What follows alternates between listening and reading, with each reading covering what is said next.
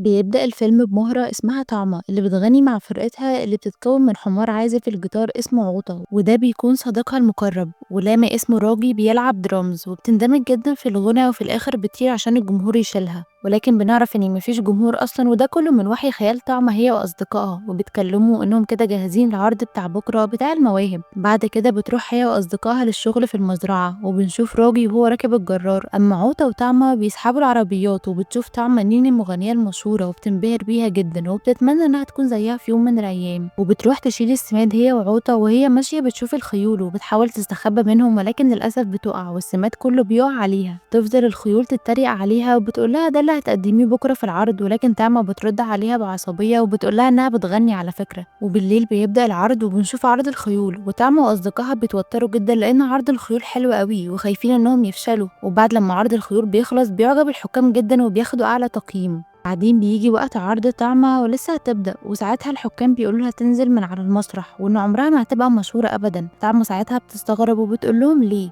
بيقول لها أحد الحكام إنها مهرة عادية وشكلها عادي وهم عايزين أشكال مميزة.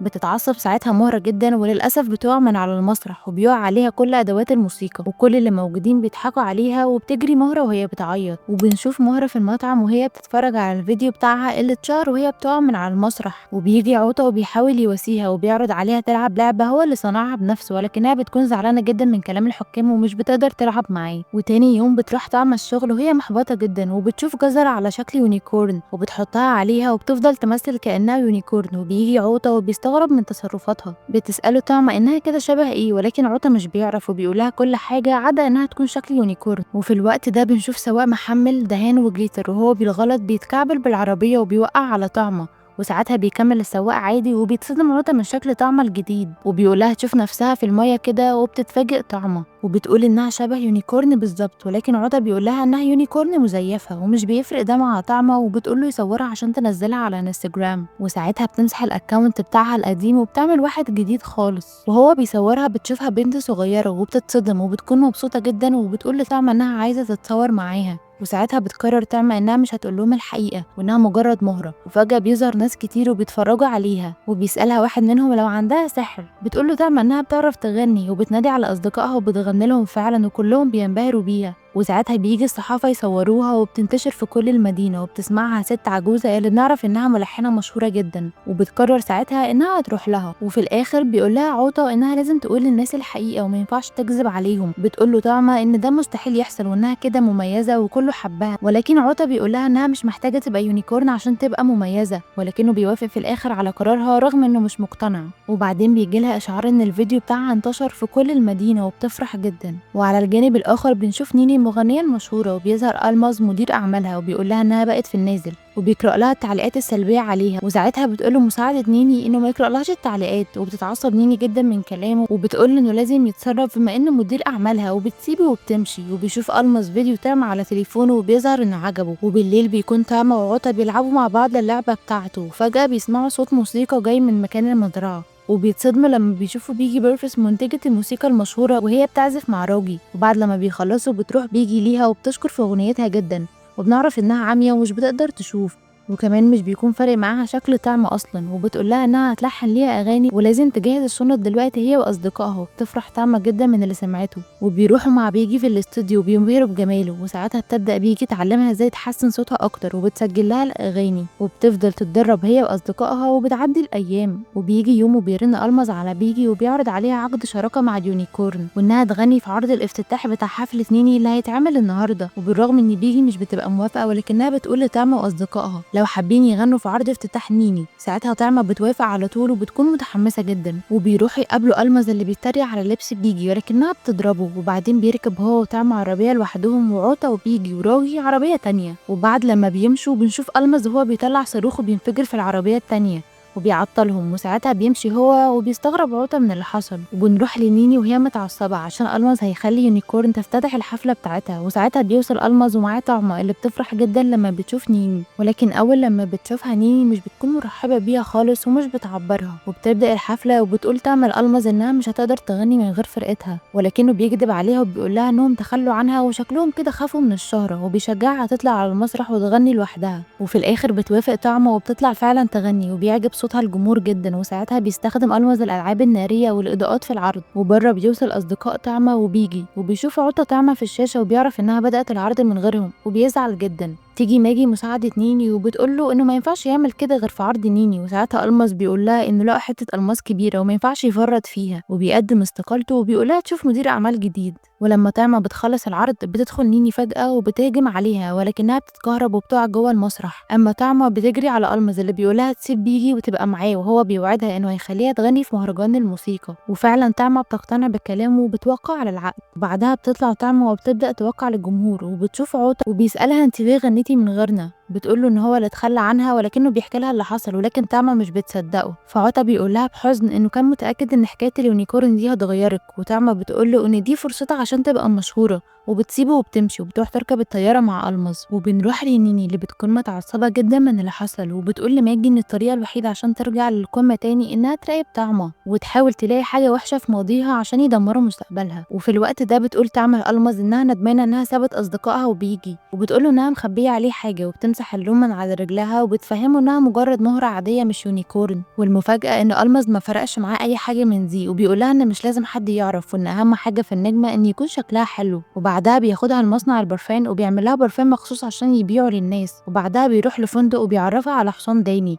وانه مشهور جدا على اليوتيوب وفيديوهاته بتحقق مليارات المشاهدات، وبيطلب منها تمثل انهم مرتبطين عشان يتشهروا اكتر. وبرغم ان طعمة بتكون رافضه الموضوع ده، ولكنها بتوافق وبتروح تقعد معاه وبيتعرفوا على بعض. وبيقول لها داني انه مضطر يعمل كده لانه محتاج فلوس لمصاريف الجامعه. والصحافه بتكون موجوده وبتصورهم، والصور بتنتشر والعالم كله بيعرف انهم ارتبطوا، وبيعملوا كمان اعلانات مع بعض. وبيشوف ده عطا وبيزعل جدا لان طعمة اتخلت عنهم. وبعد كده بتروح طعمة وداني مع ألمظ للاستوديو، واللي بتستغرب طعمة من شكله وبتقوله فين الآلات الموسيقية، فبيضحكوا عليها الاتنين. وبيقولها ألمظ إن هنا الأغاني بتتعمل عن طريق الذكاء الاصطناعي، ولكن طعمة بتقوله إن معاها الأغاني هنا وهي كاتباها بنفسها.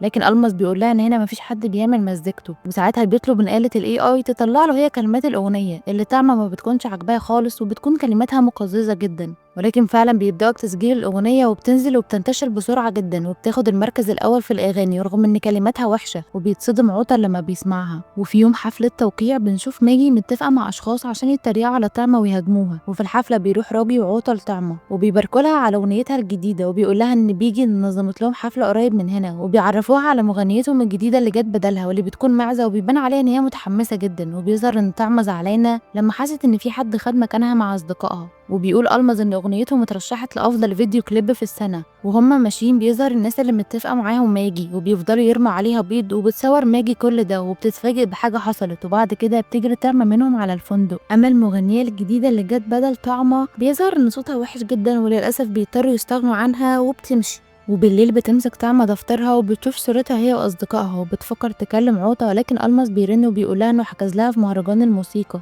وكمان عندهم حفلة توزيع الجوائز ولازم تجهز. وفي الحفلة بتوصل طعمة مع داني وألمظ، وبتكون مبهورة بالجمهور وبتقول لهم إنها مبسوطة جدا إنها تغني في حفلة الموسيقى. وعطا بيكون هناك وبيحاول يوصل لها ولكنه مش بيعرف. وجوه القاعة بيلاحظ ألمظ بالصدفة إن الدهان اتمسح من على مناخير طعمة، فبتدخل الحمام بسرعة عشان تظبطه. وساعتها فجأة بتطلع لها ماجي وبتديها صور، ولما بتشوفها بتلاقيها صور ليها وهي في حفلة التوقيع، والقرن بتاعها مكسور وجزء من لونها الحقيقي باين. وفي اللحظة دي بترمي ماجي عليها مية وبترجع لشكلها الطبيعي، وبتصورها فيديو وبتفضل تتريق عليها، وبتقولها ماجي إنها تنشر الفيديو. وساعتها الناس كلها تعرف حقيقتها، ونيني هترجع نجمة زي الأول. ولكن طعمة بتترجاها إنها ما تعملش كده، وهي تختفي تماما وكأنها ما كانتش موجودة. تقتنع ماجي بكلامها وبتوافق، وساعتها بتمشي طعمة وهي بره بتشوف ألمظ اللي بيدور عليها رغم إنها قدامه أصلا، فبتزعل أكتر. وفي القاعة بنعرف إن أغنية طعمة فازت بجائزة أفضل فيديو كليب، ولكن ساعتها مش بيلاقوا طعمة. وبيطلع ألمظ وبيعلن إن طعمة مفقودة ولازم الكل يدور عليها، وبيبدأ الناس كلها فعلا تدور عليها في القاعة. وبره بتمشي طعمة وهي زعلانة وبترمي دفتر الأغاني بتاعها وبتركب الباص عشان ترجع للمزرعة.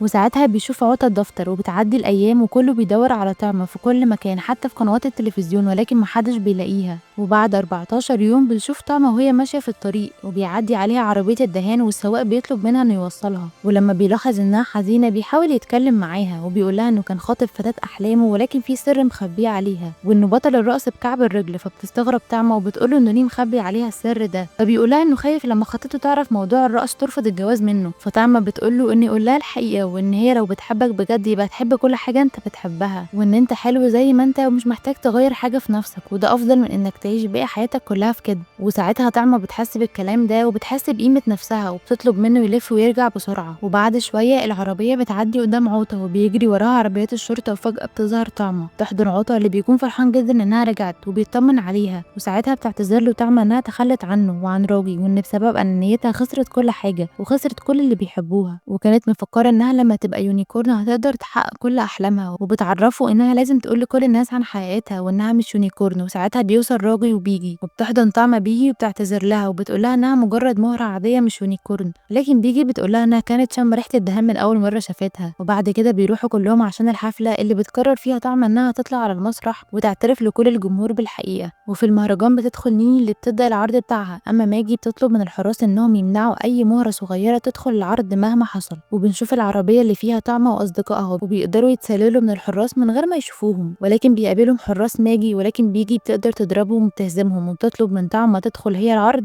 وهي هتعطلهم، وبتقدر بيجي تهرب بالعربية. وماجي أول لما بتعرف اللي حصل بتقرر تنشر الفيديو، ولكن الموبايل بيفصل شحنه فبتتعصب جدا وبتروح لهم هي. وفي الوقت ده بتحاول طعمة هي واللي معاها إنهم يتفادوا حراس ماجي وبيجوا على المسرح، ولحسن الحظ بيتزحلقوا بالمية وبتطلع طعمة واللي معاها والباقي بيتحبس. ولكن ساعتها بتظهر ماجي فجأة، ونيني اللي بتفضل تتريق على طعمة وإنها ولا حاجة من غير الدهان والجليتر ومجرد مهرة عادية. ولكن طعمة بترمي على ماجي العصاية وبتخلي الجهاز يرفعهم لفوق، بس ماجي بتمسك رجل عوطة، ولكن طعمة بتزقها وبتوقعها على نيني، وبيفضل الجهاز يرفعهم لفوق لحد لما بيوصلوا للمكان اللي ورا ستار المسرح على طول. وقبل لما الستار يتفتح بتقول لهم طعمة إنها لازم تعمل حاجة مهمة وبتسيبهم وبتمشي، وبتفتح الستار على عوطة وراجي اللي بيستغرب الجمهور من وجودهم، ولكن بيفرحوا أول لما طعمة بتدخل ولكن بشكلها وهي يونيكورن. وساعتها طعمة بتعتذر لهم وبتقول لهم إنها خدعتهم وبتشيل القرن وبتمسح الدهان، وكل اللي موجودين بيتصدموا لما بيشوفوا شكلها الحقيقي. وبتفضل طعمة تعتذر لهم وبتقول انها كانت مفكرة ان دي الطريقة الوحيدة عشان الناس تديها فرصة تغني، وبتقول لهم كمان ان عندها اغنية عايزة تسمعها لهم وبتكتبها من وهي صغيرة، وعوطة وراجي بيعزفوها لها وبتبدأ تغني. والمفاجأة ان كلمات الاغنية بتكون جميلة جدا والجمهور بينبهروا بيها وبيبدأوا يتفاعلوا معاها. وساعتها بتغني طعمة بكل احساس، وكلمات الاغنية معناها ان انت خليك زي ما انت بعيوبك وبمميزاتك، وان انت مش محتاج تلبس قناع عشان تكون مميز، جمالك وقيمتك الحقيقية جواك، واللي بيحبك هيحبك عشان انت مش عشان الشكل اللي بتبان بيه. بعد لما بتخلص الكل بيتأثر حتى نيني هي كمان، وبتشيل القرن بتاعها المزيف،